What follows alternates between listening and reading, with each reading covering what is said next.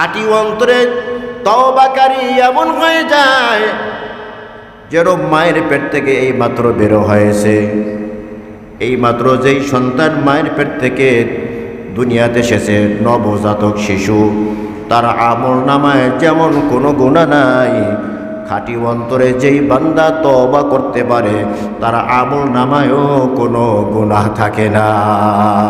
মুসা পয়গম্বর মিশরের ভিতরে দুর্ভিক্ষ চলতেছে, মানুষগুলো গিয়ে মুসা পয়গম্বরের কাছে জড়ো হয়েছে। ও মুসা পয়গম্বর, বড় অভাব, দুর্ভিক্ষ লেগে গেছে, পানি নাই, কোথাও কোনো পানি নাই, বৃষ্টি বন্ধ হয়ে গেছে।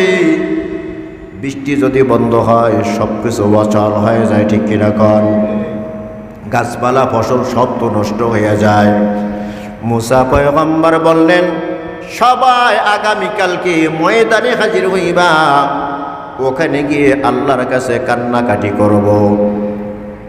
আল্লাহর কাছে কান্নাকাটি করলে হয়তোবা আল্লাহ তাআলা বৃষ্টির ফয়সালা করে দিবেন। পরের দিন মুসা পয়গম্বর মিশরের ময়দানে ৭০,০০০ বনি ইসরায়েলকে জমা করলেন এবং সবাই আল্লাহর দরবারে হাত তুলে কান্নাকাটি করতেছেন। মুসা পয়গম্বর দেখে দীর্ঘক্ষণ পর্যন্ত দোয়া করলাম, কিন্তু দোয়া কবুল হওয়ার কোনো আলামত নিদর্শন দেখা যায় না। মুসা পয়গম্বর ডেকে বলে, আল্লাহ ওয়ালাম আকুম বিদুআইকা রব্বি শাকিয়া, ইয়া আল্লাহ, তোমার কাছে প্রার্থনা করিয়া আমি মুসা কখনো বিফল যাই নাই। তোমার খাস অনুগ্রহ, তোমার খাস দয়ার মাধ্যমে আমার সব প্রার্থনা তুমি কবুল করে নিয়েছো। আজকে আমি মুসা বুড়া হয়ে গেছি, কেন আজকে তুমি আমার দোয়া কবুল করো না? তাকায় দেখো খোলা ময়দানে ৭০,০০০ বনি ইসরায়েল হাজির হয়ে গেছে, প্রত্যেকেই তোমার দরবারে হাত তুলে কাঁদতেছে, কেন তুমি দোয়া কবুল করো না? অমনি আওয়াজ এসে গেল, এ মুসা পয়গম্বর, তোমার এই দোয়া কবুল হবে না, কারণ এই মজলিসের ভিতরে একটা জিনাকার বসে আছে। অন্য বর্ণনা আছে এই মজলিসের ভিতরে লাগাতার ৪০ বছর পর্যন্ত গুনাহ করেছে এমন এক বান্দা এখানে বসে আছে। ওই বান্দা যতক্ষণ পর্যন্ত মজলিস ছেড়ে না যাবে, মজলিস থেকে উঠে না যাবে, আমি আল্লাহ তোমার দোয়া কবুল করব না। মুসা পয়গম্বর বড় জালালি মেজাজের মানুষ, এক থাপ্পড় দিয়ে এক কিপ্তিকে জাহান্নামে পাঠাই দিয়েছে, এমন জালালি মেজাজের মানুষ। উচ্চ কণ্ঠে আওয়াজ দিয়া বলে, কে আসু জিনাকার, কে আসু গুনাহগার, মজলিস থেকে বের হয়ে যাও। তুমি মজলিসে থাকলে দোয়া কবুল হবে না, বৃষ্টির ফয়সালা হবে না, তাড়াতাড়ি বের হয়ে যাও।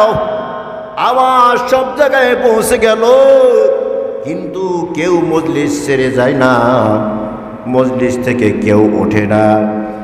গুনাহগারের কানে যখন আওয়াজ পৌঁছে গেল, গুনাহগার রাস্তা খুঁজতেছে, ডানে বামে তাকায়, দেখে মানুষ আর মানুষ।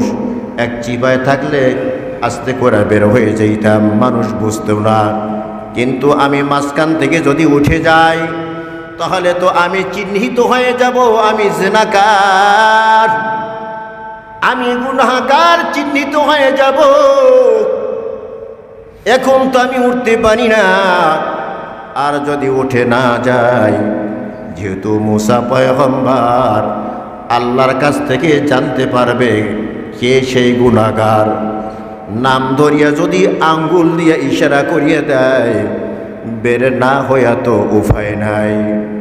যেদিকে কর্মসূচি নাই সেদিকেই বেকায়দায় পড়ে যায়, কি করবে এখন? তওবা করতে পারে না, কান্নাকাটিও করতে পারে না, মানুষ বুঝে ফেলবে যে এটাই গুনাহগার, এটাই জিনাকার।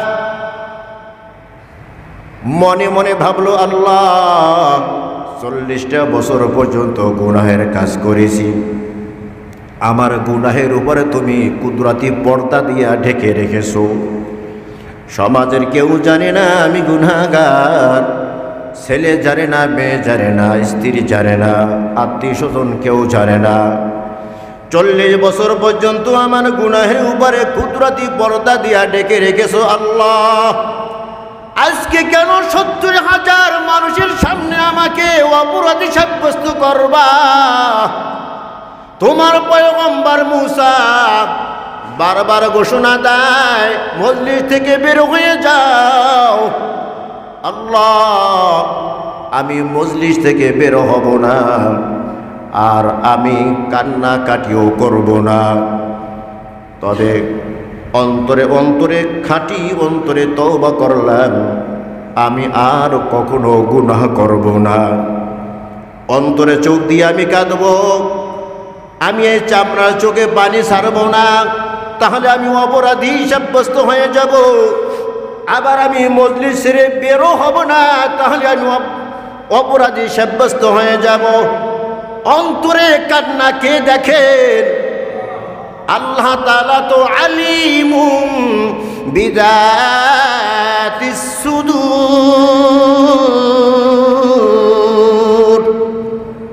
অন্তরের খবর কেউ জানে না, কে জানে? অন্তরের খবর একমাত্র আল্লাহ তাআলাই জানেন। অন্তরে অন্তরে তওবা করলেন, আর অন্তরে চক্ষু দিয়া কান্না আরম্ভ করলেন। মুসা পয়গম্বর আসমানের দিকে তাকায়, দেখে আসমানটা মেঘাচ্ছন্ন হয়ে গেছে, অন্ধকার হয়ে গেছে।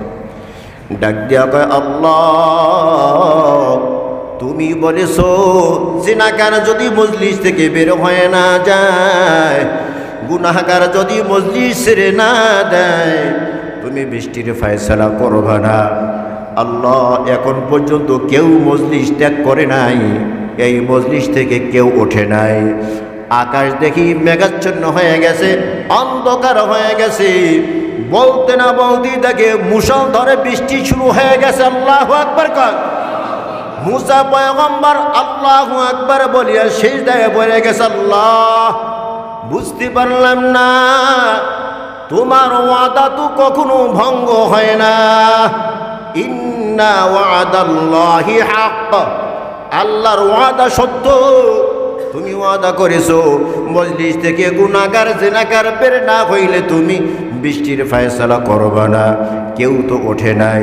আল্লাহ, বুঝতে পারি নাই কেন তুমি বৃষ্টির ফয়সালা করলা। আল্লাহ তাআলা বলে, এ মুসা পয়গম্বর, যেই জিনাকার যেই গুনাহগারের কারণে বৃষ্টি বন্ধ, যেই জিনাকারের কারণে আমি বলছি বৃষ্টি দিব না, দোয়া কবুল করব না, ওই জিনাকার ওই গুনাহগারের কারণে আমি আল্লাহ বৃষ্টির ফয়সালা করেছি।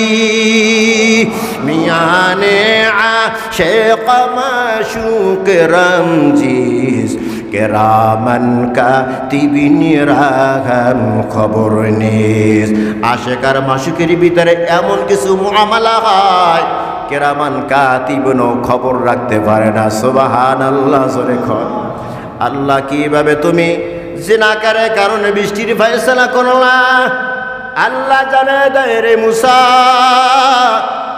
জিনাকার মনে মনে তওবা করেছে।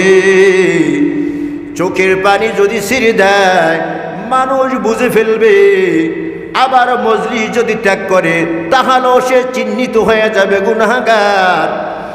চতুর্দিকে ফয়সালা, কোনো দিকে সে বের হইতে পারে না। যেদিকে সে ভূমিকা নাই সেদিকেই সে ব্যর্থ হয়। অতবার সে মনে মনে একটা প্রতিজ্ঞা করলো যে আল্লাহ তাআলা তো অন্তর্যামী মাবুদ, অন্তরে খবর কে জানেন? আল্লাহ জানেন। আমি অন্তর থেকে আল্লাহকে ডাক দিব, মুখে আওয়াজ দিব না, চোখের পানিও ছাড়ব না।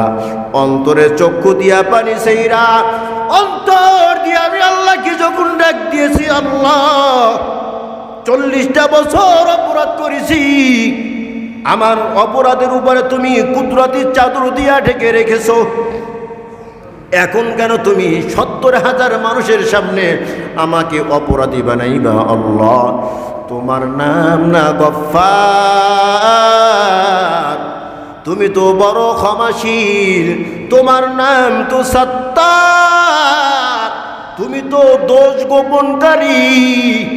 ওই সাত্তার নামের উসিলায় আমার দোষকে গোপন করিয়ে দাও, গফফার নামের উসিলায় তুমি আমাকে মাফ করে দাও। আমার এই নামের উসিলা দিয়া যখন বান্দা খাঁটি অন্তরে তওবা করিয়া অন্তর দিয়া আমাকে ডাক দিয়েছেন, আমি ওই বান্দার ডাকে সাড়া দিয়া ওই বান্দার উসিলায় আমি বৃষ্টির ফয়সালা করে দিলাম। মুসা পয়গম্বর বলে, আল্লাহ তোমার ওই খাঁটি বান্দাকে একটা নজর দেখার সুযোগ আমাকে কইরা দাও। আল্লাহ তাআলা জানিয়ে দিলেন, না না মুসা পয়গম্বর, যখন আমার বান্দার নাফরমান ছিল তখনই আমার বান্দার দোষকে আমি গোপন রাখছি, মানুষের সামনে অপরাধী সাব্যস্ত করি নাই। আজকে আমার বান্দা নাফরমান নাই, আজকে আমার বান্দা ফরমান বন্দার হয়ে গেছে, আজকে আমার বান্দা খাঁটি বান্দা হয়ে গেছে। আজকে তোমার সামনে তাকে পরিচয় করাইব না, গুনাহগার বলিয়া তুমি চিহ্নিত করিয়া ফেলাইবা, এই সুযোগ আমি তোমাকে দিব না। সুবহানাল্লাহ, জোরে কান। আত্তাইবু মিনাদ যামবি কামান লা যামবালা, খাঁটি অন্তরে তওবা করলে নবজাতক শিশুর ন্যায় বেগুনাহ মাসুম হয়ে যায়।